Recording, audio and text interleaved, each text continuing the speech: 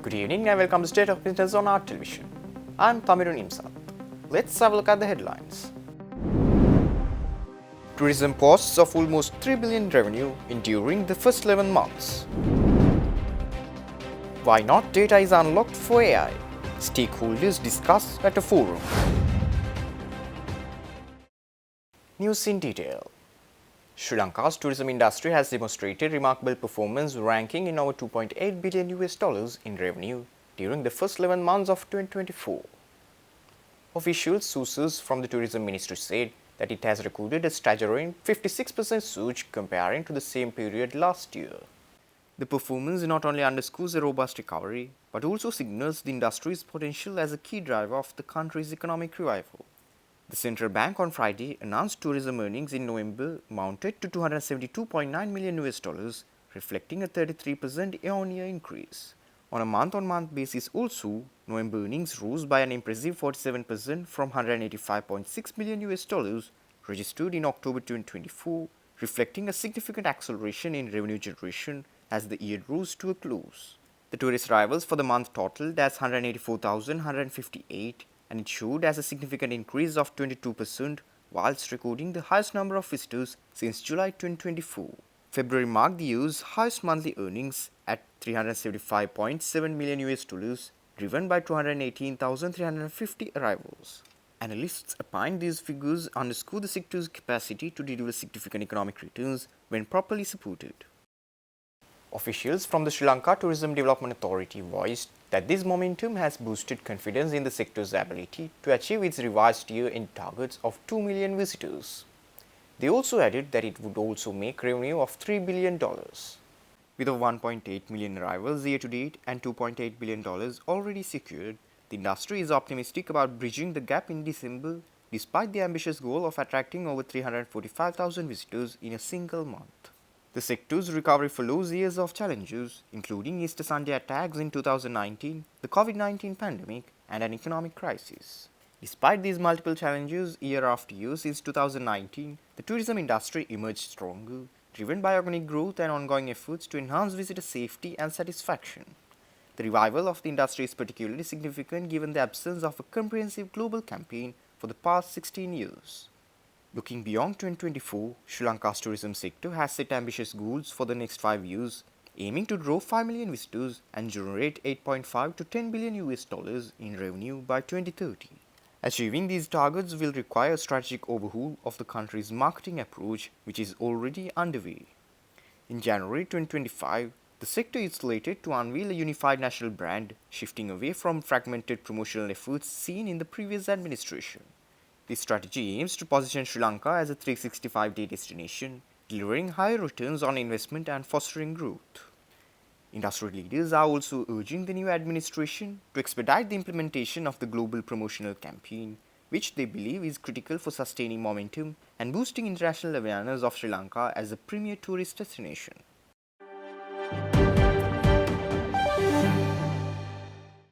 The 10th contingent from the Sri Lanka Air Force to take up duties with UN peacekeeping mission in the Central African Republic departed last Friday. The contingent, that is comprised 20 officers and 88 airmen, is led by the contingent commander, Group Captain Udita da Silva, and consisted of various professionals required to perform duties at the UN peacekeeping mission in the Central African Republic. Meanwhile, the main element of the 9th Aviation Contingent, comprised of 92 personnel, arrived at Bandaranaike International Airport same day after successfully completing its 1-year tenure of peacekeeping in the Central African Republic. The contingent had been deployed from 4th December 2023 and was contributing to humanitarian and peacekeeping operations in the Central African Republic. During the tenure of the 9th contingent, over the course of 1 year, significant revenue was generated for the country through the completion of 1,219 flying hours, troop salaries, and the rentals of contingent-owned equipment.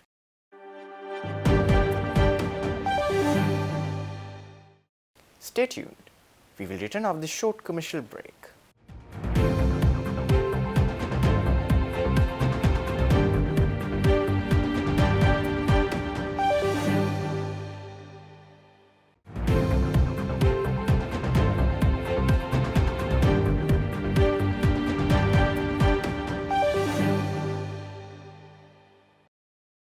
Welcome back after the break. Learn Asia hosted a forum this weekend titled Unlocking Data for Artificial Intelligence in Sri Lanka in Colombo. The event brought together AI experts, data scientists, policymakers, and industry leaders to explore practical ways to leverage data and artificial intelligence for informed decision making and meaningful societal and organizational impact. The session featured several examples of successful and unsuccessful data projects from around the world, offering insights into practical challenges, best practices for initiating data projects, and the importance of addressing ethical concerns and trade offs in data and AI initiatives. Professor Rohan Samarjeeva, chair of Learn Asia, opened the session by highlighting the organization's ongoing work with AI and machine learning to address societal and policy issues. Learn Asia team lead for data, algorithms, and policy, Merl Chandana noted that while data is crucial for AI, its practical application can be challenging. He concluded by summarizing the session's focus: despite these challenges, interest in AI continues to grow due to its potential. The forum has been planned to explore how to effectively obtain and use data, the risks involved, and the importance of ethical and responsible data usage. In his keynote speech, Adolfo de Unanoy, Director of Research at the School of Government and Public Transformation and leader of the Artificial Intelligence for Public Value Initiative at Tecnologico de Monterrey, Mexico, shared international examples. These included optimizing logistics at Mexico's port of Veracruz and using AI to improve efficiency of criminal case resolutions. He emphasized that success requires more than data and technical skills, noting clear goals and strong leadership are essential.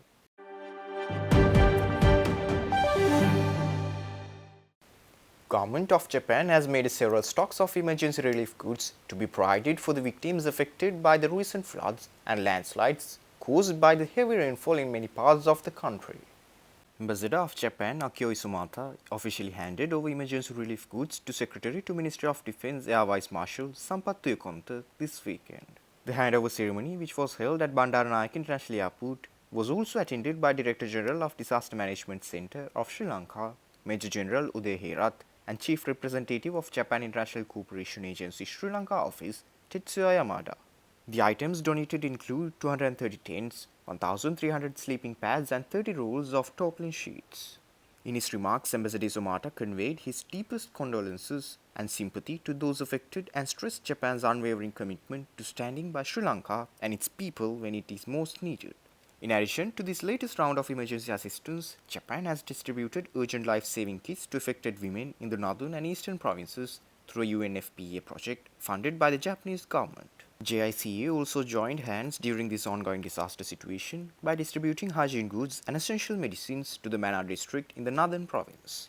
Japan continues to watch the situation closely and communicate with the Sri Lankan government to ensure effective assistance to the needy population, along with our long-term commitment to helping Sri Lanka improve its disaster response and risk reduction capabilities.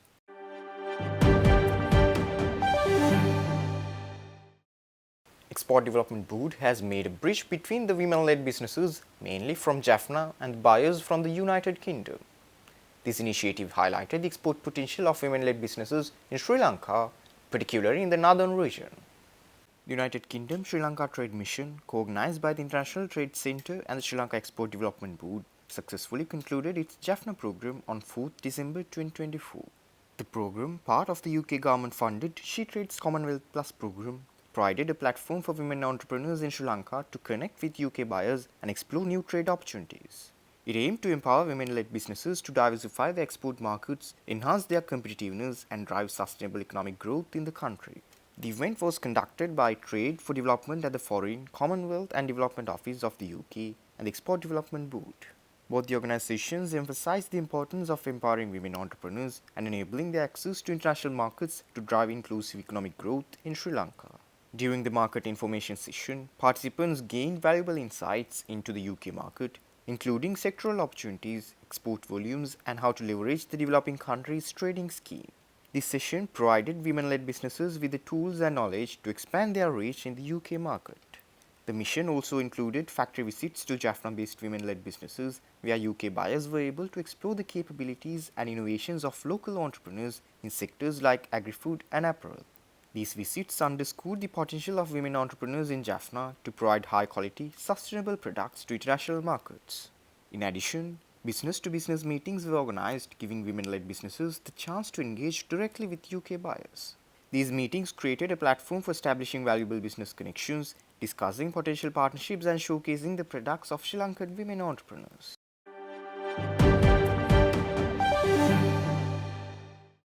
Stay tuned for stock update.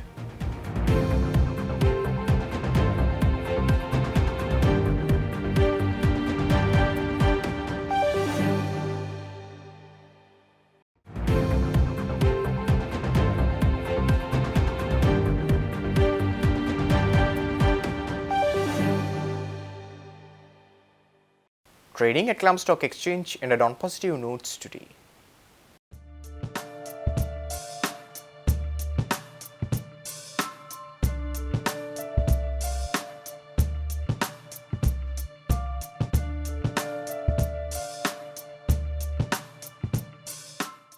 Up next are forex rates.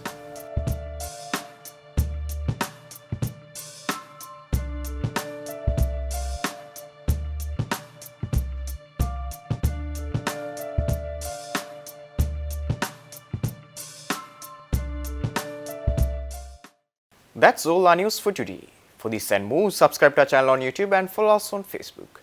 Take care and good night.